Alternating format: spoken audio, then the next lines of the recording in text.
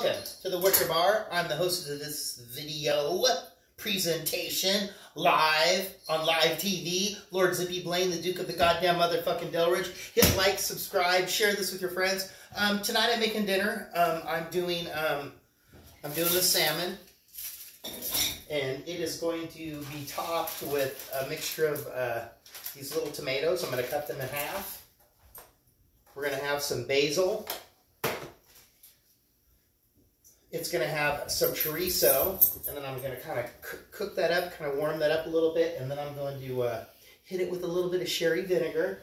And then I'm going to do the side dish that I've done a couple of times over the past few weeks, where I've either with the blackened fish or the blackened chicken. I have some shishito peppers left in the refrigerator, and some of that stuff that's like bok choy, but it's not, and I'll figure out what it's called. And some corn. One side dish I'm going to do, I've got a few green beans that I'm going to do, and then I'm going to do some kale. I found a kale with a kale garbanzo bean recipe. Just got kind of a lot of greens. We ate a lot of bread and potatoes over the weekend during Snowmageddon. But anyway, hang tight. I've got almost everything all prepped. Oh yeah, and also the tomato thing has a few Kalamata olives in there as well. Hang tight. Get yourself a beer, a glass of wine, go down and get up on a couple of bangers. I'm going to be back in a few seconds, and I'm going to, I'll get these side dishes going first because I don't want to overcook that salmon. And I still got to pull the bones out of there. You don't want to see that. It's terribly disgusting. We'll be back. Just hang tight. So, here we are. I've got the kale. It's picked off of the stem. Let me just run the knife through it a little bit. Did I say shard before? No. Oh, sorry, you got to see my garbage bucket. All right. And then the recipe actually calls for roasted red peppers, and believe it or not, I did buy a whole bag of red peppers today. But I received a package in the mail that I've been waiting for quite some time, and it arrived damaged. I received a package for my birthday in July that was another toy that was damaged. It's like, how do you fucking guys send? I mean, these aren't like $1,000 toys, but they're not like $50 toys. It's like, you should know how to pack something up and to mail it. If I was to send you a record in a manila envelope, would that be suitable? No, it would not. So, no roasted red pepper, but I do have regular red pepper. So I'm just going to throw up that pan. Sorry. I started ranting too much.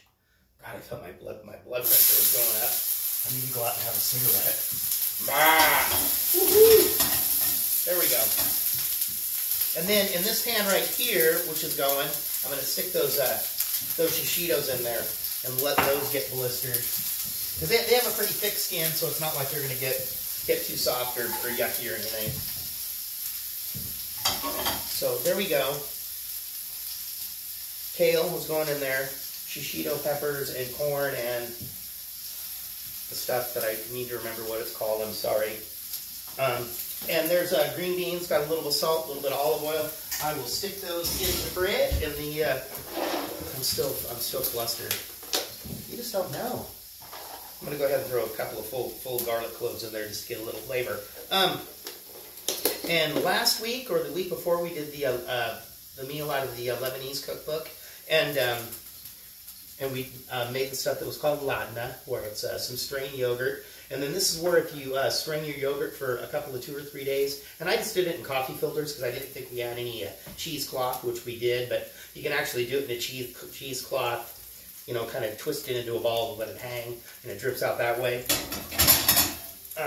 I just did it in the coffee filter. So I did 2 little things of yogurt. Those were like 8 ounces. So I did 2 of those. Olive oil. In the Lebanese cookbook, they say you're supposed to do this and leave it on the counter for 2 or 3 days. I just don't think that's probably really such a good idea. So I put it in the fridge. So I made one that I flavored with some lemon zest. One that I flavored with some chili peppers. And one that I flavored with some garlic. So we're going to leave those in there for, I don't know, a couple of 2 or 3 days, maybe this weekend. We'll pull a couple of them out and see how they taste spread on some little toasted bread or something. There we go. That's going. Not quite.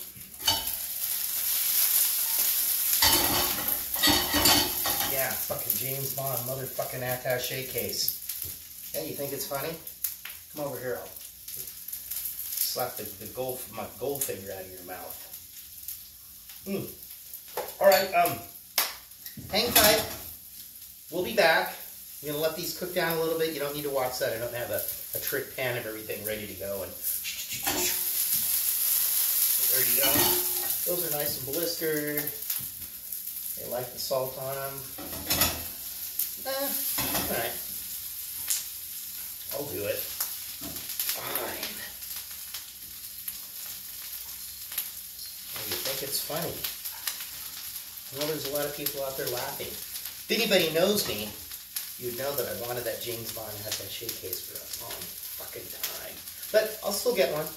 I knew it was too good to be true. Okay, we'll be back. Just hang tight, and we shall return.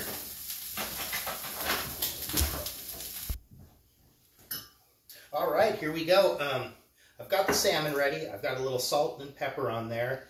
And for Christmas, I've showed you guys this before, but I can't tell if it's Pond's, but it's smoked paprika flakes. They're really, really good. They add a nice smokiness to them, and they say it's a hot paprika, but it's not at all.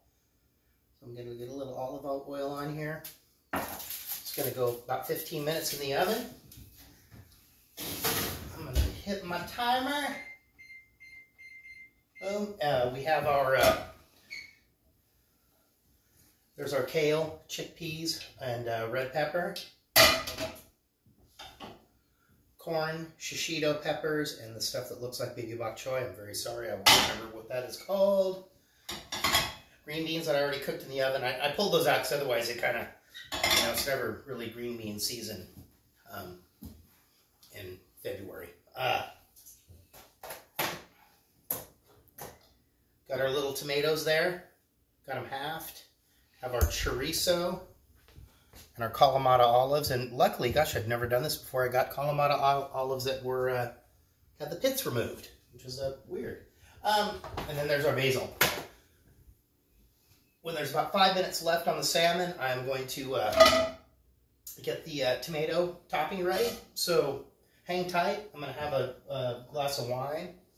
I'm going to cry over the goddamn motherfucking James Bond attaché case. That other one, that topper Johnny Eagle rifle that I ordered for my birthday, there might not even be another one of those in the box. That might have been the only one.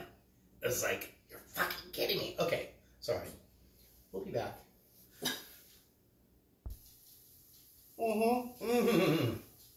So I went ahead and started the chorizo, and I've done this stuff with the chorizo before, and it's good if you're doing like a tapas thing or a charcuterie board, and you want to have a really high quality chorizo. That's good for that application, but you don't want one that's really too high quality because they don't render the fat the same.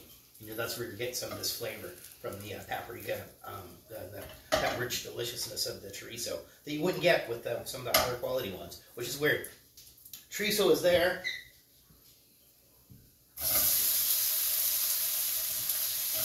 Tomatoes are going in. Everything else is ready. Got about 4 minutes on the salmon. This, if you remember, I'm going to flame that with a cognac. I'm going to make sure it's a power move tonight. Power.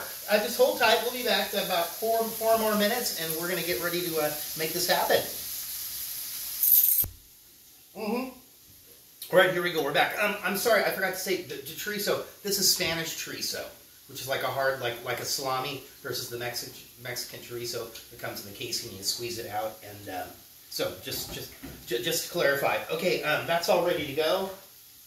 We have our basil that I chiffonaded, and I'm going to hit this with a little bit of this sherry vinegar. There we go. And if you remember this one, I'm going to make this be really dramatic. Ready? Let's see. Yee! Go to hell, motherfuckers! All right.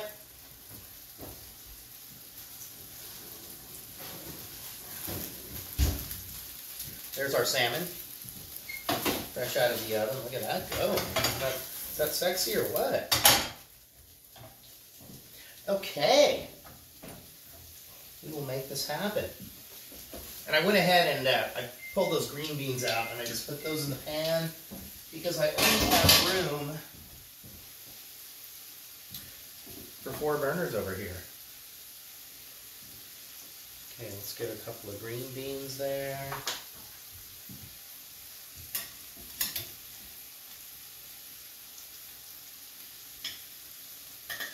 Chickpeas and the kale.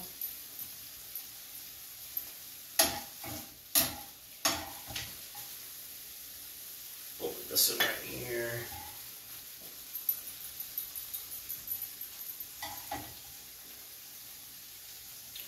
La da da da da. And tomorrow is my mother's birthday. We're going to do a little special video for that. Pretty excited. I hope she is too. So I hope you see there's this big bone sticking out of there. I tried to,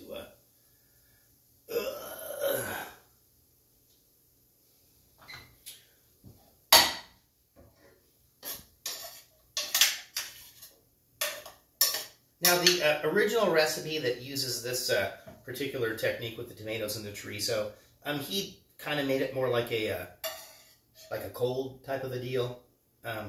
We tried it a couple of times. I think we liked it better unheated.